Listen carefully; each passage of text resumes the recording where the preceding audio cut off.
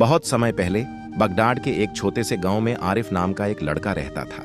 वो गरीब था, लेकिन दिल से बहुत नेक और अल्लाह पर पूरा भरोसा रखता था। आरिफ हर रोज मस्जिद में नमाज पढ़ता, बुजुर्गों की मदद करता और हमेशा सच बोलता। एक दिन गांव में अफवाह फैली कि पास के जंगल में एक जादू की किताब छुपी हुई है। कहा जाता था कि जो भी उस किताब को पाले उसे दुनिया की हर चीज पर काबू मिल सकता है। लोग लालच में जंगल की तरफ भागे, लेकिन कोई वापस ना आया। आरिफ ने सोचा, अगर ये किताब मिल जाए तो मैं इससे गरीबों की मदद करूंगा और अल्लाह की राह आसान बनाऊंगा। वो भी जंगल की तरफ निकाल पड़ा। जंगल अंधेरा और डरावना था। पेड़ ऐसे खाड़े थे जैसे इंसान हो। चलते चलते अचानक उसके सामने एक चमकता हुआ दरवाजा दिखाई दिया। दरवाजे पर लिखा था, केवल वही अंदर जा सकता है जो अपने दिल में अल्लाह का नाम बसा कर रखता है। आरिफ ने बिस्मिल्लाह पढ़ी और अंदर कदम रखा। अचानक उसने खुद को एक बड़े हॉल में पाया। दीवार सोने की बनी थी और बीच में एक मेज पर एक पुरानी किताब रखी थी। किताब चमक रही थी और उसके ऊपर लिखा था, इल्म का खजाना।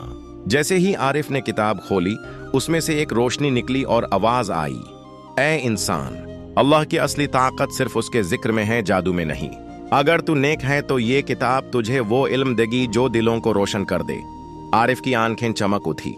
उसने किताब पढ़ना शुरू किया। उसमें दुनियावी जादू नहीं था, बल्कि कुरान की आयतें, हिकमत भरी बातें और दुआएं लिखी थी।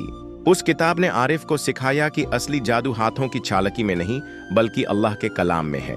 जब आरिफ गांव वापस आया, लोग उम्मीद कर रहे थे कि उसके पास कोई जादू की शक्ति होगी, लेकिन उसने कहा, दोस्तों, मैंने जादू नहीं सीखा। मैंने जाना कि सबसे बड़ा जादू है नेक दिल, सच बोलना और अल्लाह पर यकीन रखना। यही इंसान को ऊंचा बनाता है। धीरे धीरे आरिफ गांव का सबसे समझदार और इज्जतदार इंसान बन गया। लोग उसे सलाह लेने आते और वो हमेशा कहता, इल्म सबसे बड़ा जादू है और अल्लाह का कलाम उससे भी बड़ा। सीख, जादू का लालच इंसान को भटका सकता है, लेकिन असली ताकत हमेशा अल्लाह के कलाम और नेक अमाल में होती है।